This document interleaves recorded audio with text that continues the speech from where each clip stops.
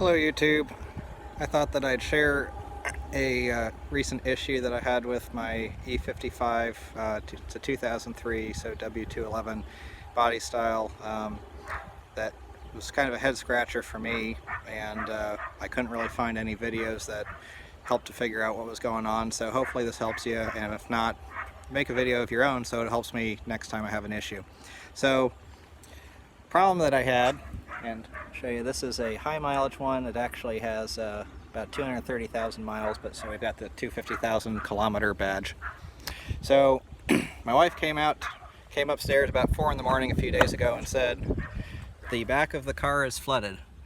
And so what was happening was back here, driver's side rear footwell literally had about an inch of standing water in it.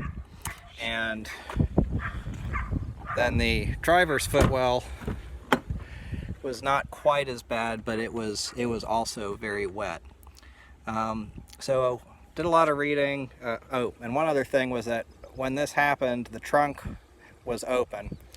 And the trunk, of course, also had standing water. So we had thought one of the kids had opened the trunk and that was causing, that had flooded and then water was getting into the cabin.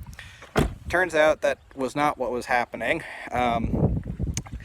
The trunk was open and it was wet, but that was actually irrelevant. And by the way, we had a whole lot of rain. This has never happened on the car before. So, ooh, shiny. Well, not really shiny, but powerful anyway. So, on the W211, you've got these little areas on both the driver's and passenger sides. This one on the passenger side has the air filter for the cabin, for the HVAC in the cabin. When you lift it up, it's got the auxiliary battery.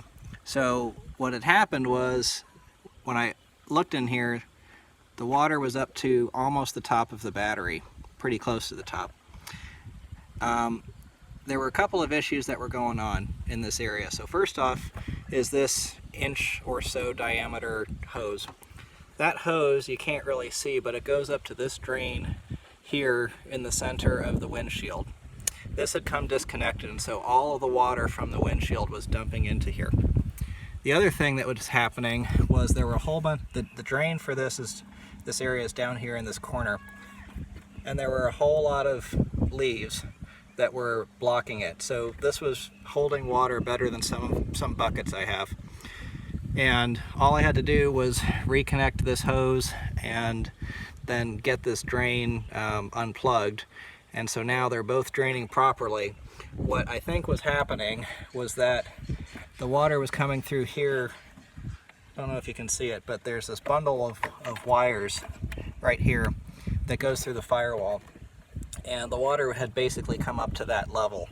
So I think what was happening was the water was going in there, and then somehow, for whatever reason, inside behind the dash, the draining got it over to the driver's side.